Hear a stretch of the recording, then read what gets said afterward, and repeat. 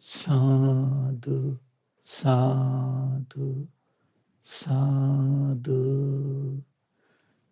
නමෝ තස්ස භගවතෝ අරහතෝ සම්මා සම්බුද්දස්ස නමෝ තස්ස භගවතෝ අරහතෝ සම්මා සම්බුද්දස්ස නමෝ තස්ස භගවතෝ අරහතෝ සම්මා සම්බුද්දස්ස සාදු සාදු සාදු. ශ්‍රද්ධාවන්ත කාරුණික පින්වත්නි, අපට මේ ලැබුණු දුර්ලභ මනුස්ස ජීවිතේ ක්‍රමක්‍රමයෙන් ගෙවිලා යනවා. මේ මනුස්ස ජීවිතේ ගෙවිලා යනවා කියලා කියන්නේ අපේ හිත තුළ යහපත් සිතිවිල්ලක්, කුසල සිතිවිල්ලක්, පුණ්‍ය සිතිවිල්ලක් මේ හිත ඇතුලේ උපද්ද ගන්න වීරිය කරන්නට තියෙන කාලය තමයි නැති වෙලා යන්නේ. කය වචනේ සංවර කරගන්න තියෙන කාලය තමයි ක්‍රමක්‍රමයෙන් අහිමි වෙලා යන්නේ. මනුස්ස ලෝකෙට ආපු කෙනාට දුර්ලභ දෙයක් තමයි මේ මනුස්ස ජීවිතේ සම්බුදුරජාණන් වහන්සේගේ උතුම් මේ සදහම් නිදානය ඇහින පරිසරයක උපදින්න ලැබීම මහා භාග්‍යයක්. ඒ නිසා පින්වත් මේ ලැබුණු පුංචි කාල සීමාව තුළ තමන්ගේ ගෘහ ජීවිතයේ කටයුතු වලට හැලහැප්පෙමින් ඒ කටයුතු සාර්ථක කරගන්න මහන්සි ගන්න අතරේ අපේ හිතේ හැමතිස්සෙම අපි අනිත් පියවර තියාගෙන ඉන්න ඕන සුගතියේ. සුගතියේ ගිහිලා තමන්ගේ මේ සසර දුකින් එතෙර කරවන මාර්ගය තමන්ගේ ජීවිතේ ප්‍රගුණ කිරීම පිණිස අවශ්‍ය කටයුතු මූලික පසුබිම නිර්මාණය කරගන්න තියෙන මනුස්ස ලෝකෙදී. ඉතින් මේ දුර්ලභ භාග්‍ය අහිමි කරගන්න එපා. අද ඔබට මම කියලා දෙන්නේ ඔබේ ජීවිතයට ඒ සඳහා උපකාර වන ඉතා සුන්දර ලස්සන දේශනාවක්. අපි කොතරම් බුදුරජාණන් වහන්සේගේ අවබෝධය කතා කළත්, ධර්මයේ ස්වාක්ඛාත බව ගැන කතා කළත්, ශ්‍රාවක සංඝරත්නයේ සුපටිපන්න බව ගැන අපි කොතරම් කතා කළත්, ඒ බුදු කෙනෙක්ගේ අවබෝධයට අපේ හිත පහදින්නේ නැත්තම්, ඒ ධර්මයේ ස්වාක්ඛාත බවට අපේ හිත පහදින්නේ නැත්තම්, ශ්‍රාවක සංඝරත්නයේ සුපටිපන්න බවට පහදින්නේ නැත්තම්, අවබෝධය අපේ සියලු දෙනාගේ සිත් අවබෝධයෙන් තෙරුවන් සරණේ පිහිටන්නේ නැත්තම්, අන්න ඒකට හේතු වෙන දේ මේ ලස්සන දේශනාවෙන් විස්තර කරනවා. මේ දේශනාවේ නම තමයි වත්තූපම සූත්‍රය. ඒ දවස්වල අපගේ සියල්ල දන්නා, සියල්ල දකිනා මේ දහම් මඟ විවර කළ දෙව් මිනිස් ලෝකයා සසර දුකින් එතර කරවන ඒ ශාස්ත්‍රඥ වහන්සේ වැඩ සිටි පින්වත්නි, අනේ පිටිසිටුමාගේ ආරාමයේ, ජේතවනාරාමයේ. එදා බුදුරජාණන් වහන්සේ භික්ෂුන් වහන්සේලා අමතලා භාග්‍යතුන් දේශනා කරන පින්වත් මහණෙනි, කිලිටු වෙච්ච අපිරිසිදු ඇඳුමක් තියෙනවා. ඉතින් රෙදිවලට සායම් පෝන කෙනෙක් හිතනවා ඒ ඇඳුමට සායම් පොවන්න ඕන කියලා. එහෙම හිතලා නිල් පාට හරි, කහ පාට හරි, රතු පාට හරි, මදටිය පාට තියෙන භාජනයකට ඒ ඇඳුම දානවා. ඒ පාට හදලා තියෙන භාජනයකට දානවා. එතකොට මේ භාජනෙන් මේ හොඳට මේ රෙද්ද ටික වෙලාවක් තියෙන්නරලා සායම් පෙවුනට පස්සේ මේක අරගෙන බලනවා. බලද්දි පේනවා මොකද්ද? හොඳට සායම් අල්ලන්නේ නැහැ. අවලස්සන පාටක් තියෙන්නේ. අපිරිසිදු පාටක් තියෙන්නේ. ඒකට හේතුව කුමක්ද? හේතුව තමයි ඇඳුම අපිරිසිදු එකක්. එහෙනම් මේ අපිරිසිදු දෙයක් නම් ඇඳුම භාජනයේ කොච්චර විසිතුරු වුණත් පිරිසිදු වුණත් වැඩක් නැහැ. පාට කොච්චර පිරිසිදු වුණත් වැඩක් නැහැ. ලස්සන වුණත් වැඩක් නැහැ. ඇයි? ඒක උරාගන්නේ නැත. උරාගන්නේ නැහැ. බුදුරජාණන් දේශනා කළා ඒක උපමාවක් කරගෙන පින්වත් මහණෙනි. ඒක හිම වෙන්නේ කුමක් නිසාද? ඇඳුම අපිරිසිදු නිසා. ආන්ගේ විදියමයි. පින්වත් මහණනි සිතක් උනත් කිලුටු වෙලා ගියොත් මේ උතුම් දහමින් හිත ලස්සනට පෝෂණය වෙන්නේ නැහැ. ඒ කියන්නේ දහමට පහදින්නේ නැහැ. දහම තේරෙන්නේ නැහැ. දහම තේරෙන්නේ නැත්තම් නොතේරුණු සිතකින් යුක්ත කෙනෙක් නම් ප්‍රසාදයේ ඇති වෙන්නේ නැති සිතකින් යුක්ත කෙනෙක් නම් දහමට අවනත වෙන්නේ නැති සිතකින් යුතු කෙනෙක් නම් එයාට සුගතියට යන්න අමාරුයි. පින්වත් මහන්නේ හොඳට පිරිසිදුව බබලන ඇඳුමක් ගත්තොත් එහෙම මොකද වෙන්නේ? ඒ ඇඳුම ඒ විවිධ පාට වර්ග අතරින් යම් පාටක් තෝරගෙන ඒ පාටේ පෙඟෙව්වොත් හොඳට පුඟලලා ගත්තොත් එහෙම හොඳට සායම් පොනවා කියන එකට උරා ගන්නවා කියනවා. කුමක් නිසාද? බබලනවා කියනවා ඇඳුම. කුමක් නිසාද? ඇඳුම පිරිසිදුයි. ඇඳුම පිරිසිදුයි. ඇඳුම පිරිසිදු නිසා තමයි එහෙනම් මේ සායම හොඳට පෙවුනේ. ඒකට හේතුව මොකද්ද? පිරිසිදු ඇඳුමක්. බුදුරජාණන් දේශනා කළා ඔය වගේම තමයි. එහෙනම් මේ සිත උනත් පිරිසිදු වෙනකොට ප්‍රභාස්වර වෙනකොට මේ දෙව් මිනිස් ලෝකයා සසර දුකින් ඈතර කරවන දහම කල්ප ගණනක් පෙරම් පිරු තථාගතයන් වහන්සේලා බෝසතාණන් වහන්සේලා ඒක අවබෝධ කරගෙන මේ මනුලෝ දේශනා කරද්දී අර පිරිසිදු හිතින් යුතු කෙනාට මේ දහම ඇහුනොත් මොකද වෙන්නේ? එයාගේ හිතේට මේක උරා ගන්නවා. අවබෝධයක් කරා යනවා. ප්‍රසාදය ඇති කරනවා. කන යොමු කරනවා.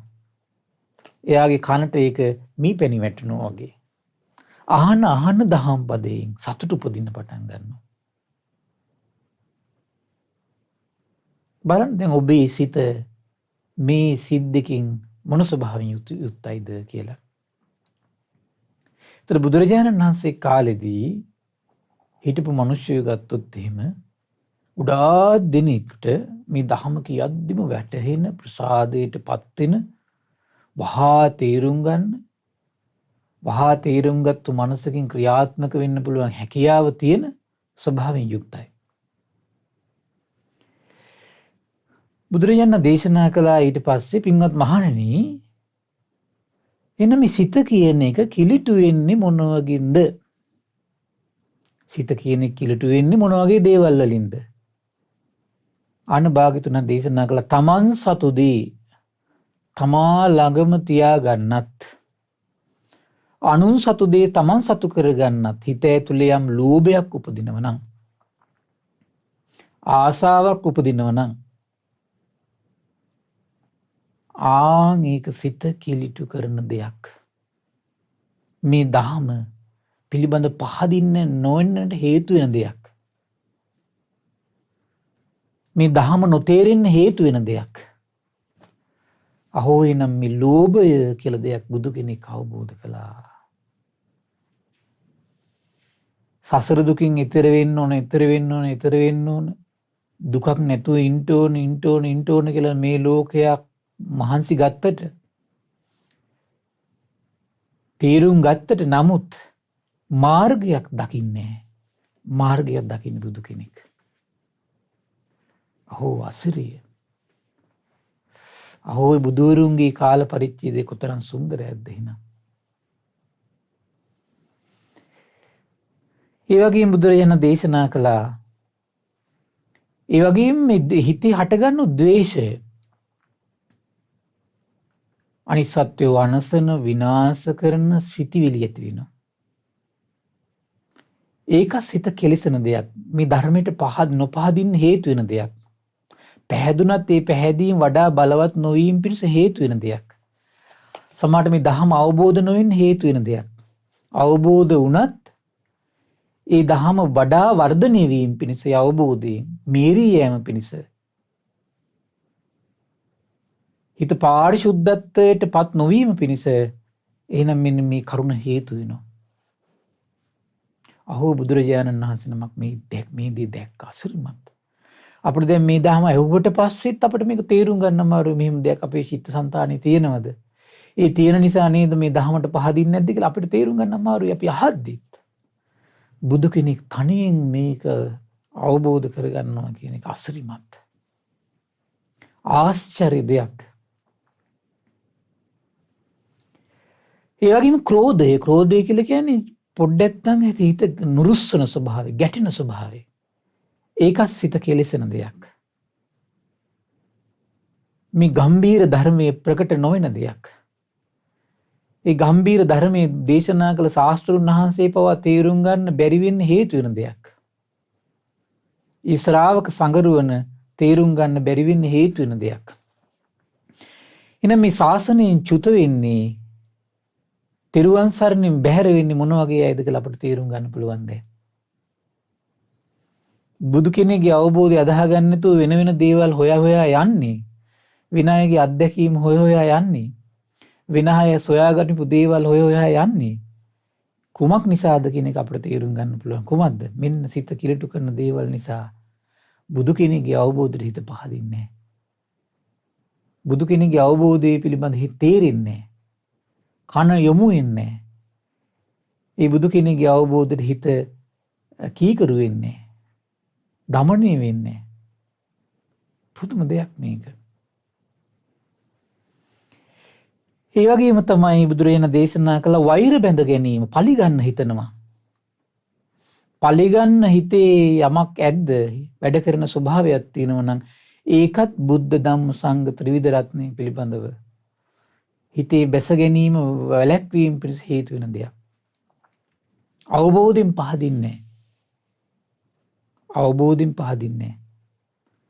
සුළු මොහොතෙන් වෙනස් වෙලා යනවා. සංඝයාට ගරහනවා.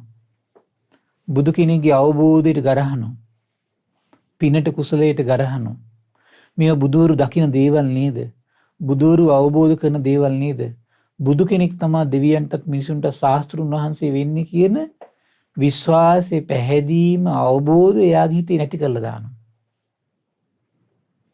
කුමක් නිසාද? පලිගන්න හිතේ තියෙන බලවත් කැමැත්ත. ඒ වගේම තමයි තව කෙනෙක්ගේ ගුණවත්කමක් මතුවෙනකොට ඒක යටපත් කරනවා. ඒකත් පාපී දෙයක්. අනිත් එක්කෙනාගේ ගුණ කෙලසෙන එක පාපී දෙයක්. උපක්ලේශයක්. ගම්බීර දහමක හිත පිහිටන්නේ. ගම්බීර දහමකට හිත යොමු වෙන්නේ. ගම්බීර දහමක හිතේ සතුටක් ඇති වෙන්නේ. ලාමක දේටම ඇඹරි යනවා. කැරකී යනවා. ඒ වගේම තමයි කියනවා ඉරිසියාව. තව කෙනෙක්ගේ සැපය දකිනකොට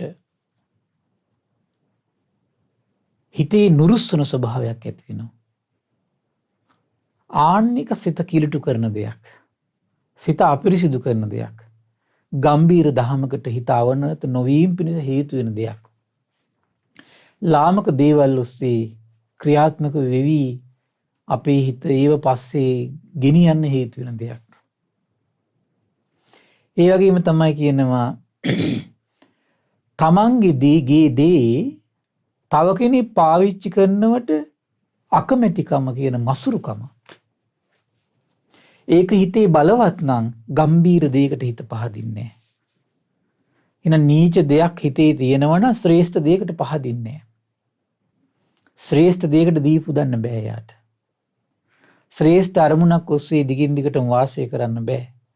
අහෝ වසරේ අසංකේය කල්ප ලක්ෂ 4ක් අපේ බෝසතාණන් වහන්සේ මේ සසරේ ශ්‍රේෂ්ඨ අරමුණකට එන්න නම් කොතරම්නම් මේ හිත උපක්ලේශයන්ගෙන් මිදුණු උත්තම අනුත්තරීය සිතක් තිබිලද. ඒ සසර සිහි කළත් බෝසතාණන් වහන්සේගේ අපට අප්‍රමාණ පින් උපදිනවා පින්වත්නි. ආශ්චර්ය උදාාර ජීවිතයක් අපට සරණ කරගන්න ලැබුණා. ඒ ආශ්චර්ය වූ ජීවිතයකට අපිට පිළිසරණ කරගන්න වාසනාව උදා වුණා කියලා නිතර සතුටු වෙන්න ඕන. මේ සරණ මගේ ජීවිතේ නැති කරගන්නේ කියන අදිෂ්ඨාන නිතර හිතේ උපද්දන්න ඕන. ඒ වගේම තමයි බුදුරජාණන් දේශනා කළා ගුණවතුන් හැටියට පෙනී ඉන්න ගුණවත්කම් නැහැ. නමුත් ගුණවතුන් හැටියට පෙනී ඉන්න ස්වභාවයක් අපිට කැමැත්තක් අපේ හිතේ තියෙනවා. ඒකට අනුව රඟපානෝ ඒකත් හිත කිරටු කරන දෙයක්. ශ්‍රේෂ්ඨ දහමක හිත නොපිහිටන්න හේතු වෙන දෙයක්. ඒ වගේම දේශනා කරනවා කපටිකම ඒකත් හිත කෙලෙසෙන දෙයක්. සාධාරණ අදහස් කතා භාවයේදීට විරුද්ධව හිත ක්‍රියාත්මක වෙන ස්වභාවය. ඒ වගේම තමයි ඒකත් හිත කිරටු කරන දේ තරඟිට කටයුතු කරන ස්වභාවය. දැන් මිනිස්සු ගෙවල් දොරවල් හදන්න ගත්තත් තරඟිට. අධ්‍යාපනයේ දරුවන්ට ඇති කරන්න ගත්තත් ඒත් තරඟිට. ඇඳුම් පැළඳුම් ගත්තත් මිනිස්සු තරඟිට. පිනක් දහමක් කරන්න ගත්තත් ඒත් තරඟිට. තිරුවන්ගෙන ප්‍රසාදයෙන් සසර දුකින් ඈතර වෙන උතුම් උදාර අදහසකින් උදාර අදහස් පිහිටන්නේ නැහැ එතකොට.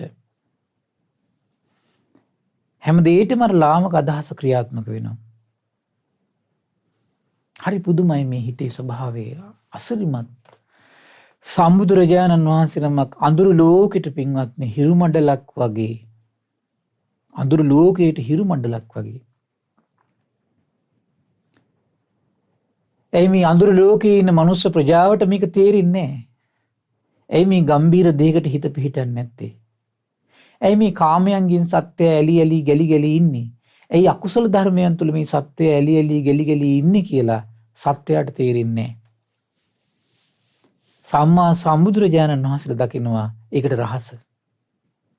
මෙන්න හිත කෙලෙසන දේවල් වලින් හිත පිරීලා තියෙන්නේ. ඒ වගේම අහංකාරකමින් මාන්නෙන් වාසය කරනවා. අධික අහංකාරකමින් වාසය කරන කිසි කෙනෙක්ගේ දෙයක්කට එයා අවනත වෙන්න කීකරු වෙන්න අඩු ගානේ අහන්නවත් කැමති නැහැ. අඩු ගානේ හලිවරලා ඒක මධ්‍යස්තව කල්පනා කළ නරක නම් බෑ එහෙම කැමති නැහැ. අධික අහංකාරකම. බාහිර කටයුතු පෙරට අරගෙන ප්‍රමාද වෙලා වාසය කරනවා. සමහර අය ඉන්නෝ ගෙවල් දොරවල් ගැනම හිතන්නේ. සීලයක් රකින්න, දානයක් දෙන්න, බණ ටිකක් අහන්න, ධර්මයේ කියවන්න ඒකටවත් වෙලාවක් ගන්නෑ. දරුවන්ගේ දේවල්මයි. කාමීන්ට අදාළ දේවල්මයි. අන්න බුදුරජාණන් දේශනා කළා මේ විදියට මේ මනස තුල යම් කෙනෙක් මේ තියෙන හිත කෙලෙසන ගම්බීර දේවල් තුල හිත නොපිහිටවන්න හේතු වෙන ශ්‍රේෂ්ඨ දහමකට හිත නොපිහිටන්න හේතු වෙන ශ්‍රේෂ්ඨ දහමත් තේරුම් ගන්න බැරි වෙන විදියට හිත මේ පොරවල තියෙන මිනිම ලාමක උපක්ලේශ මේවට කියන උපක්ලේශ කියලා බුදුරජාණන් වහන්සේ නමක් දෙනවා.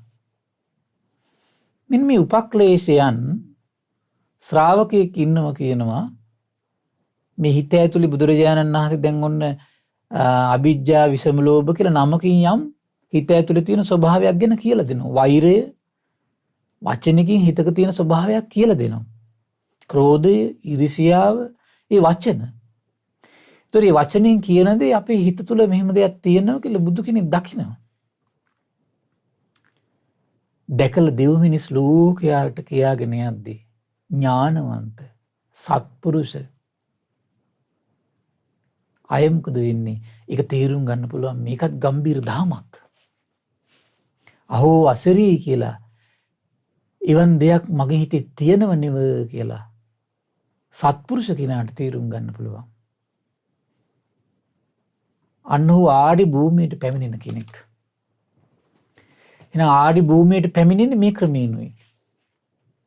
මේ වචන පත වලින් අපේ ජීවිතය ගැන තථාගතයන් වහන්සේ නමක් කියලා දෙනකොට ඒක තමන්ගේ ජීවිතය තුළින් තේරුම් ගන්න මහන්සි ගන්නවා. අහෝ එහෙම තේරුම් ගන්නකොට කොච්චර ප්‍රසාදයක් උපදිනවද බුදු කෙනෙක්ට. අහෝ අසිරිමත් ඒ භාග්‍යවත් අරහත් සම්බුදුරජාණන් වහන්සේගේ අවබෝධය. අහෝ ඒ අවබෝධයෙන් යුතු තථාගතයන් වහන්සේ මන් සරණ යනවා කියලා ඒ කාලේ හිටපු උදාර මිනිසුන් සරණ ගියා. රජවරු සරණ ගියා. සිටුවරු සරණ ගියා. ගිහිගෙවල් අතෑරියා. එච්චර උදාර ප්‍රසාදයක්. එච්චර උදාර අවබෝධයක්.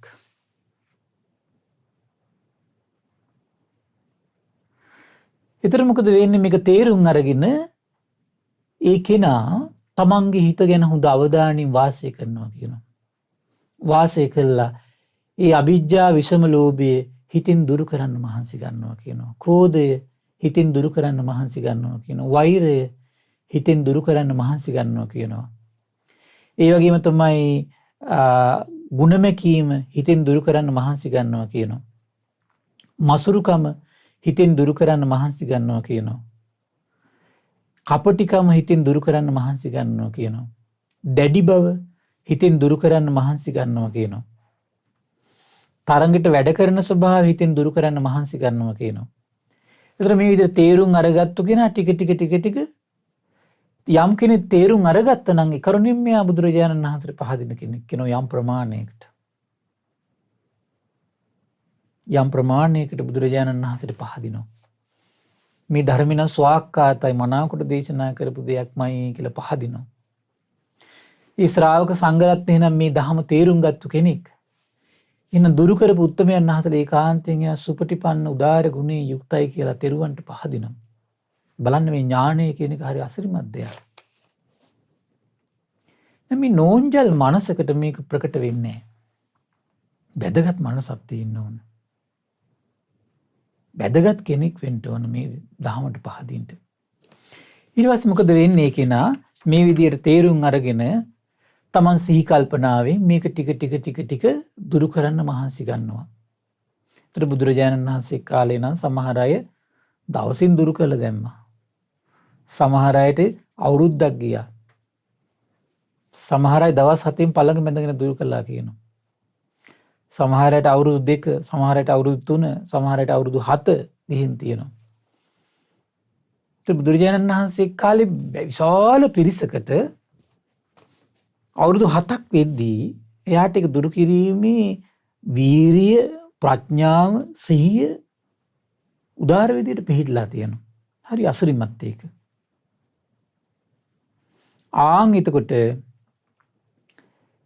තමන්ගේ හිතේ තියෙන මේ උපක්ලේශ බැහැර වෙලා ගියාට පස්සේ බුදුරජාණන් දේශනා කරනවා අන්නේ කෙනාට බුදුරජාණන් වහන්සේ කියන්නේ කවුද කියලා අවබෝධයෙන්ම උන්වහන්සේ ගැන නොසෙල්ලෙන පැහැදීමක් ඇති කරගන්න පුළුවන් කියනවා. අන්න වැඩි.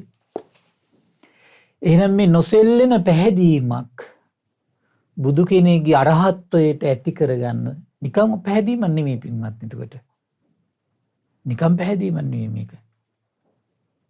නිකන් අපි සාමාන්‍යයෙන් පිළිමයක් දැක්ක සාදු කියලා එහෙම නෙමෙයි.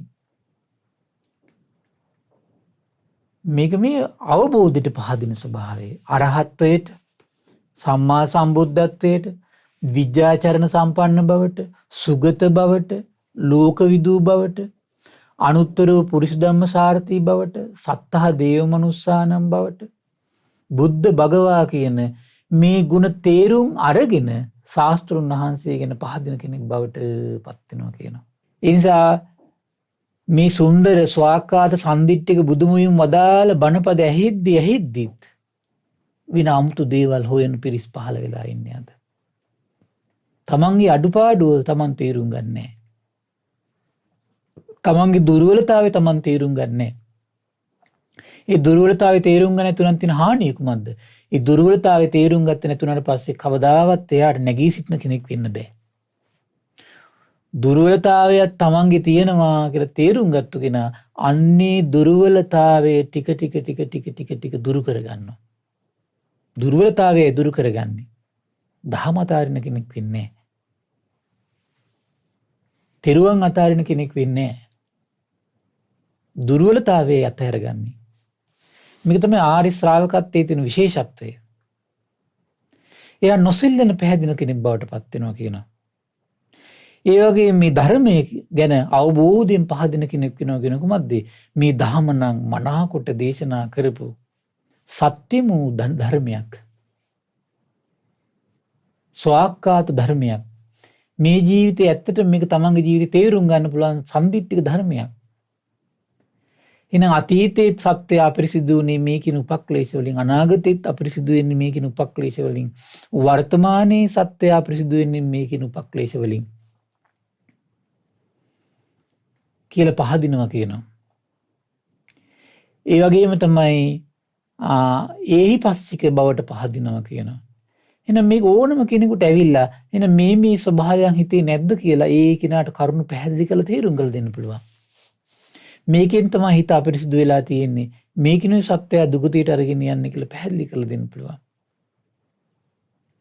ඕපනායක ඒ කෙනාගේ ජීවිතයට අවධානය යොමු කරලා ඒ කෙනාගේ හිතේ තියෙන ස්වභාවය ඒ කෙනා තමන් තුළින්ම දකින්න ඕන. දකිද්දි මොකද වෙන්නේ? පච්චත්තම් වේත්තබ්බෝ විඤ්ඤෝහි. එකිනෙක කෙනාගේ නැන පමණින් ඒ කෙනාට යම් යම් ප්‍රමාණ තේරුම් ගන්න පුළුවන්කම ලැබෙනවා. හරි අසිරිමත් දෙයක්. මේ විදියට ධර්මයේ ගැන අවබෝධයෙන් පහදින කෙනෙක් බවට පත් වෙනවා කියනවා. එහෙනම් මේ ධර්මයේ පිළිබඳව මේ ගුණ වශයෙන් තේරුම් අර ගැනීමත්, පැහැදීමත්, විශ්වාසයත්, නොසෙල්ලෙන බවත් මේ කියන එක මනසක නූපදින්න පින්වත් වෙන දෙයක් නිසා නෙවෙයි, උපක්ලේශ නිසා. ඒ නිසා ඔබ වෙන වෙන විකල්ප හොයා හිටියට, තෝර හිටියට වැඩක් නැහැ. මේ ධර්ම අවබෝධ වේවා කියලා වෙන වෙන විකල්ප තෝර හිටියට හරියන්නේ නැහැ. ඔහු කල යුතු වන්නේ මෙන්න මේ උපක්ලේශ ටික තේරුම් අරගෙන දුරු කරන්න මහන්සි ගැනීමයි. ඒ වගේම ශ්‍රාවක සංඝරත්නය කවුද කියන්නේ කියලා අවබෝධයෙන් හඳුනගෙන පහදිනවා කියනවා. නොසෙල්ලෙන පැහැදීමට එනවා කියනවා. මේ ශ්‍රාවක සංඝරත්නය කියන්නේ ඒකාන්තයෙන් මේ උපක්ලේශ කියන දේ හිතේ හඳුනගෙන බැහැර කරපු උත්තමයෝ. ඒ වගේම බැහැර කරන්න මහන්සි ගත්ත උත්තමයෝ සුපටිපන්නයි. උජුපටිපන්නයි කියන්නේ දිගින් දිගටම තමන්ගේ ජීවිතයේ කැපවුනේ මේ ඍජු මාවතේ මෙන්න මේක වාසය කරන්නයි. මේක තමයි ඍජු මාවත. මොකද්ද? උපක්ලේශ හඳුනගෙන බැහැර කර වාසය කරනවා. ඒක නතර කළේ කවදද? ඒ උපක්ලේශ සහ මුලින්ම හිතේ නිරුද්ධ වෙච්ච දවසටයි. ඒ වගේම තමයි ඥායපටිපන්නයි. මේ උපක්ලේශ පිළිබඳ තියෙන අවබෝධය. ඒක දුරු කරද්දී හිතේ සංසිඳීම් පිළිබඳ තියෙන අවබෝධය. ඒක දුරු කරනකොට තෙරුවන් ගැන හිතේ ඇතිවෙන පැහැදීමේ වැඩිකම මෙයා හොඳට තේරුම් ගන්න කෙනෙක් ඥායපටිපන්නයි. ඒතර ඒව තේරුම් ගන්න ශ්‍රාවකයා මොකද වෙන්නේ? සාමීච පටිපන්න වෙනවා. ඒ ප්‍රතිපදාවම ලෝකයාට, දෙව් මිනිස් ලෝකයාට දේශනා කරගෙන යනවා. එයින් බැහැර පුද්ගලික මතවාද කියා ඉන්න කෙනෙක් නෙමෙයි. මෙච්චර ගම්බීර දහමක් තේරුම් ගත්තා නම් ඒ ගම්බීර දහමමයි පවසන්නේ. ශ්‍රේෂ්ඨ දෙයක් තේරුම් ගත්තා නම් ශ්‍රේෂ්ඨ දෙයමයි පවසන්නේ. අනුත්තරීය දෙයකට පැහැදුනා නම් අනුත්තරීය දෙයමයි ලෝකයාට කියලා දෙන්නෙත්. ඒක තමයි කරුණාවේ තියෙන ආශ්චර්යය. මෛත්‍රියේ තියෙන ආශ්චර්යය කියන්නේ ඒකයි. දෙමව්පියෝ Tamanට තේරෙන විදියෙන් ජීවිතේ සාර්ථක වෙන්නේ මේ ක්‍රමයෙන් කියලා තේරුම් ගත්තොත් දරුවන්ටත් උත්සාහ කරන්නේ කොහොමද? ඒ පැත්ත තේරුම් කරලා ඒක තමයි කරුණාව. තථාගත බුදුවරු කියන්නේ සසර දුකට පිහිට වෙන උත්තමයෝ. සසර දුකින් මනාකොට මිදුණු ශාස්ත්‍රුන් වහන්සේ මහා කරුණාව තියෙන මේ සත්‍යය ගැන. ඒ සත්‍යයටත් ඒ දහමම දේශනා කරනවා. ඒ නිසා පින්වත්නි අපි කොච්චර ධර්මයේ ඇහුවත් අපිට කරන්න තියෙන්නේ මේක. හැම දහම් පරියායකින් අපි අහලා හිත පහදවගෙන අපිට බුදුරජාණන් වහන්සේගේ අවබෝධය පිළිබඳ අපේ හිතේ පැහැදීම උපද්දගෙන විශ්වාසය ඇති කරගෙන තේරුම් අරගෙන අපිට කළ යුතු දෙයක් තියෙන කුමක්ද? හිත තුල තියෙන අකුසල් බැහැර කිරීම, උපක්ලේශ බැහැර කිරීම අපි පෙළඹෙන්න ඕන. මේක ඇසීම් මාත්‍රයකින් අවසන් කරන දහමක් නෙමෙයි. එහෙම නැත්නම් මේක අසන්නේ මේක කිලිපොලා යවා ගන්න නෙමෙයි. මේ දහම අසන්නේ තේරුම් අරගෙන හිතේ කෙලෙස් දුරු කරන්නයි. කය ඍජු කරන්නයි, වචන ඍජු කරන්නයි, මනස ඍජු කරගෙන මනස দমনය කරන්නයි. උතුම් මරබන කරුවේ මේ දහම දේශනා කරන්නේ. එතකොට ඒකේ ශ්‍රාවකය පහදිනවා කියන ඒකාන්තයෙන් එවන් ගුණදරු උතුමන් අතීතයේ සිටියාද වර්තමානයේ සිටිනවද අනාගතයේ සිටිනවද? එතකොට ඒ සංගරුවනට තමයි කියන්නේ කවුද? ආර්ය මහා සංගරුවන කියලා. දම්පැන් හදද්දි සිහි වෙන්න ඕන අන්නේ ආර්ය මහා සංගරුවනයි. පින් කරනකොට සිහි වෙන්න ඕනේ ආර්ය මහා සංගරුවනයි. ඒතර ආර්ය මහා සංගරුවන සිහි කරගෙනයි දැන් ඉන්න සංඝයාට සලකන්න ඕන. ඒතර අපි අසුරු කරන හැම කෙනාගේම ජීවිතය තුළ මෙවන් කරුණක් තියෙනවද නැද්ද කියලා අපිට එකපාරට තේරුම් ගන්න බෑ. එහෙම තේරුම් ගන්න ඕන විශාල ගුණයක් තියෙන කෙනෙක්. බුදුරජාණන් දේශනා කරන හිම මනින්න යන්න එපා කියලා. ඒතර අපි කර යුත්තේ කුමක්ද? ඒ කෙනාගේ හිත් දිහා බල බල ඉන්න එක නෙමෙයි අපි කළ යුත්තේ. කුමක්ද? මේ ගුණ සමුදායෙන් යුතු උත්තමයෝ ආර්ය මහා සංගරුවනයි. ඒ ආර්ය මහා සංගරුවන සිහි කරගෙනයි මම මේ සංඝයාට දන් දෙන්නේ. ඒ ආර්ය මහා සංගරුවන සිහි කරගෙනයි මම මේ සංඝයා ගෙදරට වඩම්මන්නේ. ඒ ආර්ය මහා සංගරුවන සිහි කරගෙනයි සංඝයා හොයාගෙන යන්නේ. ඒ ආර්ය මහා සංගරුවන සිහි කරගෙනයි පින්සලකා දෙන්නේ. ඒ ආර්ය මහා සංගරුවන සිහි කරගෙනයි වන්දනා කරන්නේ. ඒ ආර්ය මහා සංගරුවන සිහි කරගෙනයි අපි අනුත්තර පින්කිත ගලපගන්නේ. බුදුරජාණන් දේශනා කළ පින්වත් මහණනි ඔන්න ඔය විදියට යම් දවසක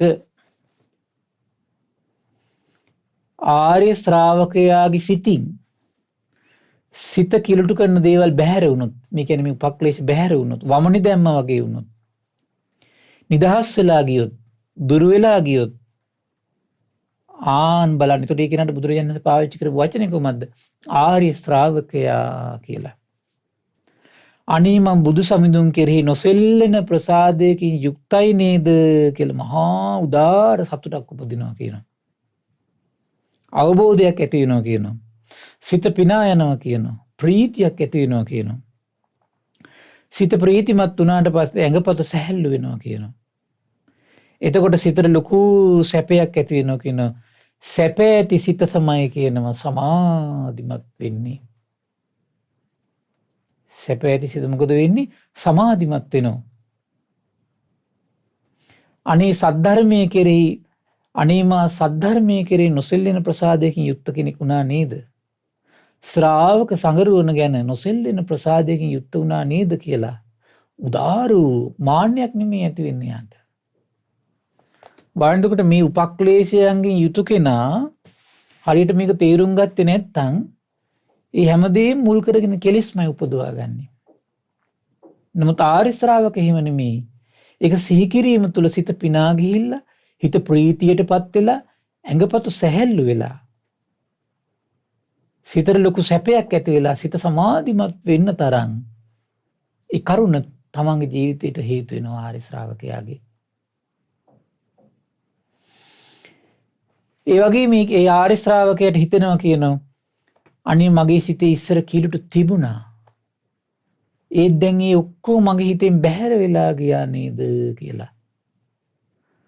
වමනේ ගියා වගේ වුණා නේද? හරි පුදුමයි යාට වැටහෙන එතකොට ඒ කරුණ.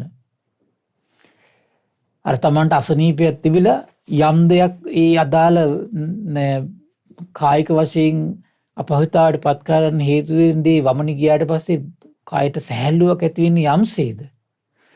හිත දුකට පත් කරන පීඩාවට පත් කරන මේ උපක්ලේශ අයින් වුණාට පස්සේ හරි වමන ගියා වගේ කියනවා.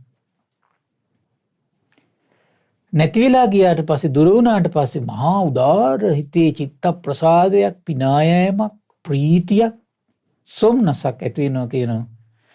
ඒකත් එක්ක හටගත්තු ඇඟපතේ සැහැල්ලුවක් ලොකු සැපයක් සමාධිමත් බවක් හිත ඇතුළේ රැඳිලා තියෙනවා කියනවා. එන සමාධියක් ඇති නොවෙනවා නම් ඇති නොවෙන්න හේතුව දැන් ඔබට පැහැදිලි. ප්‍රීතිය කියන දේ ඔබේ හිතේ නැති වෙනවා නම් නැති වෙන්න හේතුව ඔබට පැහැදිලි. ඇඟපත සැහැල්ලු වෙන්නේ නැත්තම් සිත පිනා යන්නේ නැත්තම් සිත කය සැපවත් වෙන්නේ නැත්තම් සොම්නසක් නැත්තම් උදාර සතුටක් හිත තුල නැත්තම් එන එකට හේතුව ඔබට පැහැදිලි වෙන්න ඕන. උපක්ලේශ. ඒකට හේතු උපක්ලේශ. ඒකට හේතු උපක්ලේශ පින්වත්නි. භාග්‍යතුන් දේශනා කළ ওই විදිහේ සීලයක්, ওই විදිහේ සමාධියක්, ওই විදිහේ ප්‍රඥාවක් මේ යුතු කෙනා ආර්ය ශ්‍රාවකයා කොයිතරම් රසවත් ප්‍රණීත අති මිහිරි සූප ව්‍යංජන වලින් පිරුණු එල්හාලේ බතක් එක්ක ඔහු කෑම කෑවත් අනුභව කළත් කවදාවත් එයාගේ හිතේ නිවන් මඟට අනතුරු බවක් ඇති වෙන්නේ නැහැ කියනවා. මොකද එච්චර ප්‍රණීත දෙයකින් පවා ආහාර පානයකින්වත් එයාගේ හිත යට වෙන්නේ නැත. පුදුම අසරිමත්. ඒතර බාහිර ලෝකයේ ඇසුරු කරනකොට කොච්චර ලස්සන දෙයක් දැක්කත් එයාගේ හිත යට වෙන්නේ නැහැ.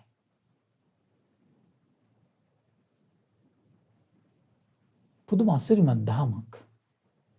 ඒතර අපිට තේරෙනවා මේ උපක්ලේශ සහිත සිතින් අපි ලෝකයේ ඇසුරු කරනකොට තමයි ලෝකයේ දේවල් හරියට අර පත්තර කොල්ලයකට වතුර වැටුණාට පස්සේ පත්තර කොල්ලේ උරාගන්නේ යම්සේද අර බාහිර ලෝකේ අපි ඇසුරු කරන පංචකාම ගුණයන්ගෙන් අපේ සිතට උරාගන්නේ අපේ හිත කෙලසන්නේ උපක්ලේශ සහිත සිතින් මේ ලෝකයේ ඇසුරු කරනකොටයි පින්වත්නි.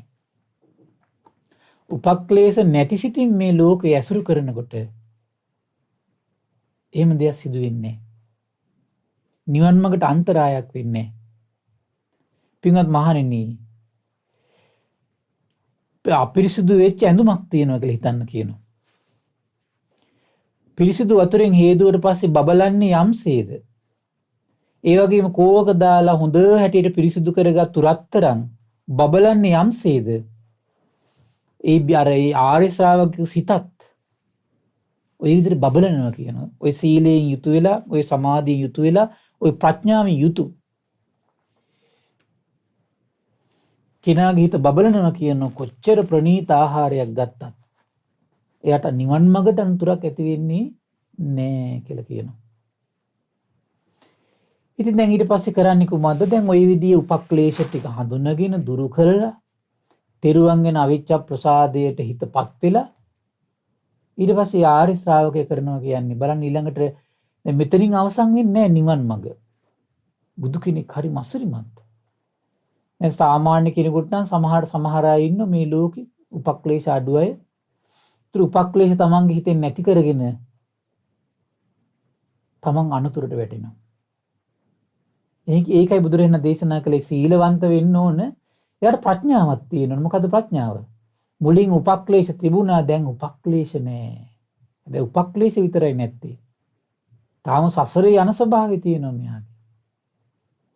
ඒ නිසාම මාර්ගය හරියට වැඩුවේ නැත්තම්, මාර්ගය පුරුදු කළේ නැත්තම් මේ හිතේ තියෙන සැනසීමට, මේ සමාධිමත් බවට, මේ හිතේ සතුට තියාගෙන මං හිටියොත් මං සසරට වැටෙනවා. ආයි ජරාව, ආයි ව්‍යාධිය, ආයි මරණය, ශෝක, පරිදේව, දුක්, දුම්නස් සහිත මේ සසරට මම වැටෙනවා කියලා තේරුම් අරගෙන අන්න බුදු කෙනෙක් තමයි එවන් හිතක් උපදවගත්තු කෙනාට පවා ඉදිරි ගමන දකින්නේ.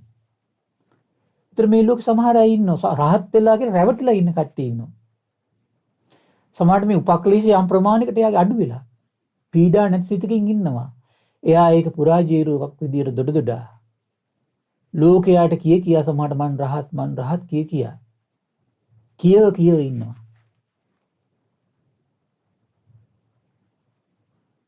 ඒ කෙනාට තව මාර්ගයේ කළ යුතු දේවල් තියෙන බව වැටහීමක් නැහැ. අඥානකම, අසත්පුරුෂ බව.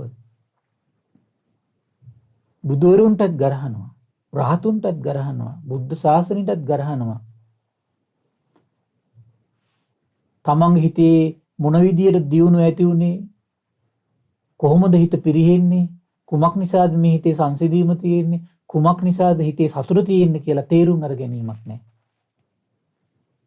ඒ තේරුම් අර ගැනීමක් නැති නිසා මොකද වෙන්නේ? ඒ උපදුනා වූ චිත්ත ස්වභාවයට අහු වෙලා ලෝකයේ ඉදිරියේ තමනුත් රැවටිලා ලෝකයට රවට්ටමින් ලාභ සත්කාර වලට මුල් තැන දෙමින් පිරිහෙන මනසකින් යුක්තව වාසය කරනවා. පිරිහෙන මනසකින් යුක්තව. මොකද ඒ වගේ අයගේ ස්වභාවය තමයි බුදු කෙනෙක් පිළිබඳ අවබෝධය ඇතිලා නැහැ යාට. බුදුරජාණන් වහන්සේගේ අවබෝධය පිළිබඳ යාගේ හිතේ පැහැදීමක් ඇති වුණා නම් Taman රැවටෙන්නේ නැහැ. ධර්මයේ පිළිබඳ අවබෝධයක් ඇති වුණා නම් ශ්‍රාවක සංඝ රත්නයේ පිළිබඳ අවබෝධයක් ඇති වෙලා පැහැදුනා නම් එයාට මේ හානිය නැහැ. ඒ උපක්ලේශ වල යම් අඩුවීමක් පමණයි තියෙන්නේ. බොහෝ අය රැවටිලා වාසය කරනවා. බණ ආර්ය ශ්‍රාවකයෙක් කියන උත්තම හිම නැහැ. උපක්ලේශ තිබුණු බව දන්නෝ, නැති වුණු බව දන්නෝ, නැති වුණේ භාග්‍යවත් අරහත් සම්මා සම්බුදුරජාණන් වහන්සේගේ අවබෝධය නිසා. ඒ බුදුරජාණන් වහන්සේ පිළිසරණ කරගෙන මම මේ ධර්ම පුරුදු කරගත්තු නිසායි මට මේක සිද්ධ වුණේ. එයාට අවබෝධයක් තියෙනවා පිළිබඳව. ඒතර ඒ අවබෝධයෙන් යුතු කෙනා මොකද වෙන්නේ? මේ බුද්ධානුශාසනාව ඉදිරියට කරගෙන යනවා තව. කුමක්ද? ඉතින් ඒ ආර්ය ශ්‍රාවකයා මේ හිත තවදුරටත් වැඩිම පිණිස මෛත්‍රිය වඩනවා කියලා කියනවා. මෛත්‍රී සිතවිලි පතුරවනවා. දස දිශාවටම මෛත්‍රිය පතුරවනවා කියනවා. සකල ලෝකයට මයි තරහ නැති, වෛර නැති, ක්‍රෝධ නැති සිතින් වාසය කරනවා කියනවා. ඊට පස්සේ පින්වත්නි මේ කෙනා මොකද කරන්නේ? මේ දස දිශාවට මෛත්‍රී සිත වඩන්න හිත හුරු කරනවා. ඒ වගේම කාරුණික සිත පුරුදු කරනවා කියනවා දස දිශාවටම. මුදිතා සහගත සිත පුරුදු කරනවා කියනවා. උපේක්ෂා සහගත සිත වඩනවා කියනවා. දැන් බලන්න උපක්ලේශ නැති සිත තියෙන කෙනා තෙරුවන්ට ප්‍රසාදය ඇති වුණා නම් ආන්‍ය සතර බ්‍රහ්ම විහරණ හොඳට වඩනවා. වඩලා ඊට පස්සේ මොකද කරන්නේ? බුදුරජාණන් දේශනා කරනවා අන්නේ කෙනාට තව උතුම් අවබෝධයක් ඇති වෙනවා කියනවා. එතකොට ඒ උපක්ලේශ සහිත සිත ලාමක බවත් උපක්ලේශ නැති වෙද්දී ඒ වගේම තමයි සතර බ්‍රහ්ම විහරණ වැඩෙද්දී හිතේ ඇතිවෙච්ච ප්‍රණීත බව තේරුම් ගන්නවා කියනවා.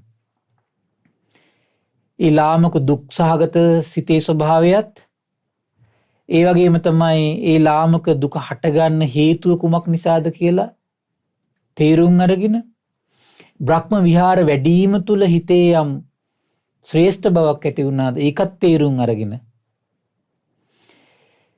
ඊට පස්සේ ආ තේරුම් ගන්නවා කියනවා එහෙනම් මේ බ්‍රහ්ම විහාර සංඥාව තුල මගේ හිත දියුණු වුණාද? සතර බ්‍රහ්ම විහරණ වැඩිලා තමන්ගේ හිත දියුණු වුණාද? හැබැයි ඊටත් එහා ගිය උත්තරීතර තව දෙයක් තියෙනවා කියලා තේරුම් ගන්නවා කියනවා. බලන්න හරි අසිරිමත් මේ සත්පුරුෂ කෙනාට ආරි ශ්‍රාවකයෙක් කෙනෝ තෙරුවන්ගෙන ප්‍රසාදයේ උපදිනෝ රැවටින කෙනෙක් වෙන්නේ නැහැ. තමන් රැවටිලා ලෝකයා රවට්ටන කෙනෙක් වෙන්නේ නැහැ. තමන් වංචනික වෙන්නේ නැහැ. හරි අසිරිමත් එයා රැවටින්නේ. මොකද වෙන්නේ? එයා කල්පනා කරනවා කියනවා බ්‍රහ්ම විහාර භාවනාව තුළින් තමන්ගේ හිතේ යම් ප්‍රණීත බවක්, ශාන්ත බවක්, සැපයක් ඉපදුනාට මීටත් වඩා උත්තරීතර දෙයක් තියෙනවා. ඒ තමයි අමා මහ නිවන. අමා මහ නිවන කියන්නේ කොහොමද? මේ හිත තුල යම් උපාදානය වෙන ස්වභාවයක් ඇද්ද? ඒ සියලු උපාදානයන්ගේ නිදහස් වුණු තැන, සියලු කාමාශ්‍රව, භවශ්‍රව, අවිජ්ජාශ්‍රවයන්ගේ නිදහස් වුණු මානසික ස්වභාවය, ඒ ශාන්ත වූ නිවනක් තියෙනවා කියලා තේරුම් අරගෙන වාසය කරද්දි මොකද වෙන්නේ? අන්න ඒ උපාදානේ තියෙන බව ප්‍රකට වෙලා උපාදානේ නිදහස් වුණු හිතක්, චිත්තසංතානයක් උපදව ගන්නවා කියනවා. කාමාශ්‍රවයෙන්, භවශ්‍රවයෙන්, අවිජ්ජාශ්‍රවයෙන් නිදහස් වුණු හිතක් උපදවා ගන්නවා කියනවා. අන්නේ උපදවගත් ශ්‍රාවකයට නම් පරිපූර්ණ අවබෝධයක් ඇති වෙනවා කියන මේ සත්පුරුෂ ආර්ය ශ්‍රාවක මේ මිහිතලේ වැඩ සිටින සුන්දර ආශ්චර්ය වූ නිකලස් චිත්තසංතානයක් දරාගත්තු ඒ මහෝත්තමයට හිතනවා කියනවා ආයිම මම නිවන් මඟ සම්පූර්ණ කරගත්ත ඉපදීමක් නෑ කියලා. පින්වත් මහණනි, ආන්නේ භික්ෂුවටයි කියන්නේ කුමන්ත? ජීවිතයේ ඇතුලේ තියෙන වතුරින් හොඳ හැටියට නාගත්තු කෙනා කියලා. ඒතර බලන්න බුදුරජාණන් දැක්කා. ඒතර මේ විදියට හිත පිරිසිදු වුණු මහෝත්තමයට හරි අසිරිමත් දෙයක් තේරුම් ගන්න පුළුවන්. මොකද්ද? ජීවිතයේ ඇතුලේ තියෙන වතුරෙන් නාගත්තු කෙනෙක් කියනවා. දැන් බලන්න කෙලෙක් නානකොට මොකද වෙන්නේ? ඇඟේ යම් දුහවිලි ඇද්ද අපිරිසිදු මේ අපිරිසිදු කරවන ඒවා පිරිසිදු වෙනවා. ඇඟ සිසිල් කරවනවා. ඒ වගේ තමයි මේ උපාදානයේ නිදහස් වුණු සිතක් තියෙන, ආශ්‍රවයන්ගේ නිදහස් වුණු සිතක් තියෙන කෙනාට ඒ ඇති වෙන ස්වභාවය මොන වගේද? තමන් ඇතුලේ තියෙන වතුරෙන් නා ගන්න කෙනෙක් වගේ කියනවා. ඒ නික්ලේශී බව තුළ ඇති වෙන ප්‍රීතිය, සතුට, සොම්නස, ඒ උදාර පිවිතුරු ඒ මානසික ස්වභාවය හරි අසිරිමත්. එතකොට පින්වත්නි ඔය කාරණේ කියද්දි අද වගේම මෝඩයි කාලෙත් හිටියා. ඒ වෙලාවේ බුදුරජාණන් වහන්සේ නුදුරින් හිටිය සුන්දරික භාරද්වාජ කියන කෙනා. ඒ බ්‍රාහ්මණයාට බුදුරජාණන් වහන්සේට කියනවා, භාග්‍යතුන් වහන්සේ, බුදුරජාණන් වහන්සේ පවා බාහුකා කියන ගංගාවෙන් පැම් පහසුවෙන් වඩිනවා මම ඒ උනාට දැකලා තියෙනවා නෙව කියලා. පින්වත් බ්‍රාහ්මණය, බාහුකා ගඟ කුමක්ද? ඔය බාහුකා ගංගාවෙන් කුමක්ද කරන්න පුළුවන්? පින්වත් ගෞතමයන් වහන්සේ එහෙම කියන්න බෑ කිව්වා. ඔය බාහුකා ගංගාව ගැන බොහෝ දෙනෙක් හිතාගෙන ඉන්නේ පුණ්‍ය තොටුපළක් හැටියට. පින්වත් ගෞතමයන් වහන්සේ බාහුකා ගංගාව පුණ්‍ය තොටුපළක් හැටියට බොහෝ දෙනෙක් සම්මත කරන් ඉන්නවා. බාහුකා ගංගාවේ ගිලිලා බොහෝ දෙනෙක් නාලා පෞසෝදලා දානවා කිව්වා. ඒ වෙලාවේ බුදුරජාණන් වහන්සේ ලස්සන ගාථා කීපයක් දේශනා කළා. පින්වත් භාරද්වාජ, බාහුකා ගංගාව, අධිකක්ක තීර්ථය, ගයා තීර්ථය, ඒ වගේම සුන්දරිකා ගංගාව, සරස්වතී ගංගාව, ප්‍රයාග තීර්ථය, බාහුමති නදී ආදී තැන් තියෙනවා තමයි. මිනිස්සු අතර ප්‍රසිද්ධයි තමයි. හැබැයි පාපී දේවල් කරන අඥාන උදවිය පැය 24ම ওই වතුරේ බැහැලා හිටියත් කොහොමද මේ පාපී සිතිවිලි පිරිසිදු වෙලා යන්නේ? කල්පනා කරලා බලන්න චුට්ටක්. ද්වේෂය, වෛරය, ක්‍රෝධය, ඊර්ෂ්‍යාව මේ කිව්ව උපක්ලේශ වතුර බැහැලා හිට පිරිසිදු වෙනවද? පිරිසිදු වෙන්නේ නැහැ නේ පින්වත්නි. ඒබඳු පාපී අයට ඔය ගංගා කුමක් කරන්නද කියලා ඇහුවා.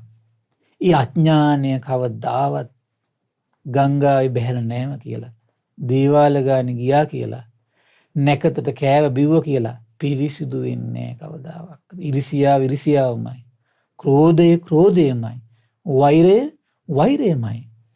පිරිසිදු වෙන්නේ. පිරිසිදු වෙන ක්‍රමයේ තමයි තථාගතයන් වහන්සේ දේශනා කළේ. කෙලෙස් සහිත පිරිසිදු කෙනාට හැම තිස්සෙම ඔය උපක්ලේශ දුරු කරගෙන වීරියෙන් ඉවසීමෙන් ඒව දුරු කරගත්තු කෙනාට හැම තිස්සෙම උදා වෙන මොහොත සුබ නැකතක් කියනවා. ඕන දෙයක් පටන් ගන්න පුළුවන් ඒ කෙනාට. ඔහුගේ ජීවිතය හැමදාම පිරිසිදු පොහොය දවසක් වගේ කියනවා. පිරිසිදු ජීවිතයක් තියෙන කෙනාට තමන්ගේ පිරිසිදු ක්‍රියාකලාප නිසා, පිරිසිදු පිළිවෙත් නිසා හැමදාම දියුණුවක්මයි කියන තියෙන්නේ. හැමදාම දියුණුවක් කියන තියෙන්නේ. පින්වත් බ්‍රාහ්මණය මෙතනදිම අන්නේ වතුර ටික නාගන්නටකෝ කිව්වා. සියලු සතුන් කෙරෙහි මෙත් සිතින් යුතු වාසය කරන්නටකෝ කිව්වා. බොරු කියන්නේ නැත්තම්, ප්‍රාණීන්ට හිංසා කරන්නේ නැත්තම්, මොකද බ්‍රාහ්මණයෝ කාලේ යාග පවත්වනෝනේ. දැන් ඊට අදාළවයි දැන් මේ භාග්‍යතුන් දේශනා කරන්නේ.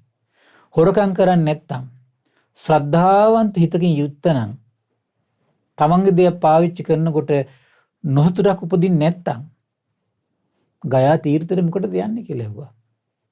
එතකොට ඔබේ ගෙදර තියලා ඉඳත් හොඳටම ඇති කිවුණා ගන්නට.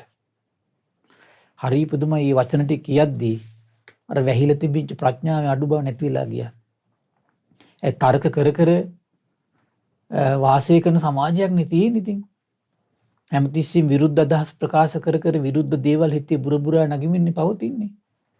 ඒත් අර මුලින් කිව්ව දහමට යම් ප්‍රමාණයකට පැහැදුනත් අර හිතේ තියෙන මාන්නක්කාරකම නිසා ආපහු බුදුරජාණන් වහන්සේගේ ප්‍රශ්නයක් ඇහුවා. නමුත් මේ කියපු දේවල් වලින් සුන්දරික භාරද්වාජ බ්‍රාහ්මණය පැහැදුනා. බුදුරජාණන් දේශනා කළ හරිම ස්වාමීන් භාගතුන් වහන්සේ හරිම සුන්දරයි. පින්වත් ගෞතමයන් වහන්සේ හරිම සුන්දරයි. පින්වත් ගෞතමයන් වහන්සේ මේ ගැන මට හිතෙන්නේ යටිකුරු වෙච්ච දෙයක් උඩුකුරු කළා වගේ. අන්න බලන්න යාට මේ දහමට ඇතිවෙච්ච පැහැදීම කොතරම් දෙයක්ද? අවබෝධය කොතරම් දෙයක්? සැඟවිච්ච දෙයක් හරියට විවෘත කළා වගේ යාට දැනුනේ. මම්මුලා වෙච්ච කෙනෙකුට මාර්ගය පෙන්වුවා වගේ යාට දැනුනේ. අඳුරේ සිටින උදවියට රූප දකින්න තෙල් පහනක් දැල්ලුවා වගේ යාට දැනුනේ. ඔන්න ඔය විදිහට පියුමත් ගෞතමයන් වහන්සේ විසින් නොයෙක් අයුරින් ශ්‍රී සද්ධර්මයේ දේශනා කළා. ඉතින් මම ගෞතමයන් වහන්සේ සරණ යනවා. අන්න බලන්න සරණේ පිහිටියා. ශ්‍රී සද්ධර්මය ශ්‍රාවක සංගරුවනත් වන් සරණ යනවා. කොහොමද සරණ යන්නේ? පින්වත් ගෞතමයන් වහන්සේ ළඟ දිවි ඇති තෙක් සරණ යනවා. දිවි ඇති තෙක් සරණ වෙනස් වෙන්නේ නැහැ එතකොට. ආයාගේ ජීවිතේ බුද්ධ ශාසනය යලවන තව කෙනෙක් ඕනේ නැහැ එතකොට. අනේ ස්වාමීනි මට ඔබ වහන්සේ ගාව පැවිද්ද ලබා දෙන තේක්වා, උපසම්පදාව ලබා දෙන තේක්වා. හරි පුදුමයි පින්වත්නි. පැවිද්ද උපසම්පදාව ලැබුණා. සුළු කලයි මේ දහම මේ විදිහට පුරුදු කළා. රහතන් වහන්සේලා අතර මහෝත්තමී බවට පත් වුණා සුන්දරික භාරද්වාජ බ්‍රාහ්මණයා. ඒතර බලන්න මේ දහමට පහදින්න නැතිකමයි මේ ප්‍රශ්නේ තියෙන්නේ.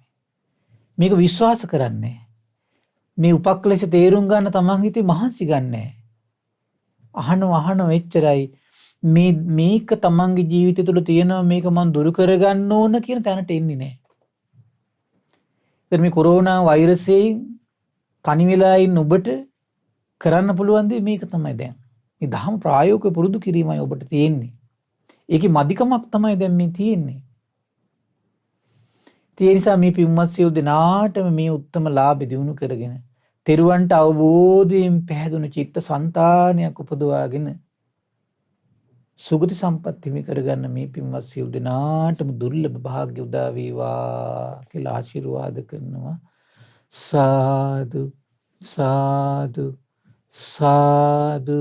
පින්වත්නි, අද නොනස පාදන සිරිසදහම් කියන උතුම් ධර්ම දේශනා මාලාවට අනුග්‍රහ කරන්නේ ඩුබායි සේවයේ නියුතු අඹන්පොළ පදිච්ච පින්වත් ඒ.ඩී. ඉරේෂා ලක්මාලි පින්බර මහත්මිය විසින්. ඉතින් අරමුණ විදියට සටහන් කළ තියෙනවා මේ පින්වත් මහත්මිය. සියලු දෙව් බඹුන්ට මේ පින් අනුමෝදන් කරන්න. ඉතින් සියලු දෙවියන් මේ පින් පුණ්‍යානුමෝදනාවෙන් සතුටු වෙත්වා. ඒ පින්වත් මහත්මියට පවුලේ සියලු දෙනාට සියලු රැකවරණ සලසත්වා. දිවියෝද උතුම් ධර්මය අවබෝධ කරගනිත්වා කියලා සාදු කියලා පින් අනුමෝදන් කරන්නට. ඒ වගේම කල්යාණ මිත්‍ර පරම පූජනීය මේ ධම්මග අපට විවර කළ දුන්නු පරම පූජනීය ගුරුදේවයන් වහන්සේට, ඒ වගේම මහා සංඝරුවනට, අනගාരികා මෑණිවරුන්ට, පැවිදි අපේක්ෂක දුවදරුවන්ට මේ පින් අනුමෝදන් වේවා. නිදුක් නිරෝගී සුවපත් භාවයේ චිරජීවනයේ සැලසේවා. උතුම් දහමින් සැනසෙන්න මේ පින් හේතු වාසනා වේවා කියලා සාදු කියලා පින් අනුමෝදන් කරන්නට. ඒ වගේම මේ පින් උතුම් බලාපොරොත්තු වෙනවා මිය පරලෝකීය සෝමතිලක පියාණන්ට, මිය පරලෝකීය ලොකු තාත්තාට, ධර්මදේව අයියාට, ජිනසිරි කිරියත්තාට, සේදුවා අක්කාට සහ නිරෝෂා කුමාරියන අයට පින් අනුමෝදන් කරන්න බලාපොරොත්තු වෙනවා. ඉතින් ඒ සියලු ඥාතීන් පරලෝ වශයෙන් සැපයෙන් සැපයට පත්වෙත්වා කියලා සාදු කියලා පින් අනුමෝදන් කරන්නට. ඒ වගේම තමයි ඒ ඩුබායි සේවයේ නියුතු අබන්පොළ පදිංචි පින්වත් ඒ.ඩී. ඉරේෂා ලක්මාලි පින්වත් මහත්මියටත්, ජනක මංජුල වික්‍රම්පාල මහත්මයාට, දෙව්මී අමීෂා වික්‍රම්පාල දියණියට, දෙපාර්ශවයේම දෙමාපියන්ට, ඒ.ඩී. ඉරේෂා ලක්මාලි මහත්මියගේ සහෝදරයාගේ ඒ දරුවෙකු ලැබීමට සිටින බිරිඳට සහ අනුර කුමාර මහත්මයාට මේ පින් අනුමෝදන් වේවා. ජුලි මාස පළමු වන දින ජන්මදිනය සමරන පියාණන්ට මේ පින් අනුමෝදන් වේවා. නිදුක් වේවා, නිරෝගී වේවා, සුවපත් වේවා. බොහෝ කලක් මේ උතුම් ගෞතම බුද්ධ ශාසනයේ උන්නතේ වෙනුවෙන් කටයුතු කරමින් බොහෝ පින් රැස් කරගෙන සුගති සම්පත් හිමි කරගෙන ධර්මය අවබෝධ කරගන්න මේ සියලු පින් හේතු වාසනා වේවා කියලා සාදු කියලා පින් අනුමෝදන් වෙන්න. සියලු දෙනාටම තෙරුවන් සරණයි. නමෝ බුද්ධාය. මෙවැනි වටිනා ධර්ම දේශනා නැරඹීමට ශ්‍රද්ධා YouTube චැනලය සබ්ස්ක්‍රයිබ් කර සීනුව ලකුණ ඔබන්න.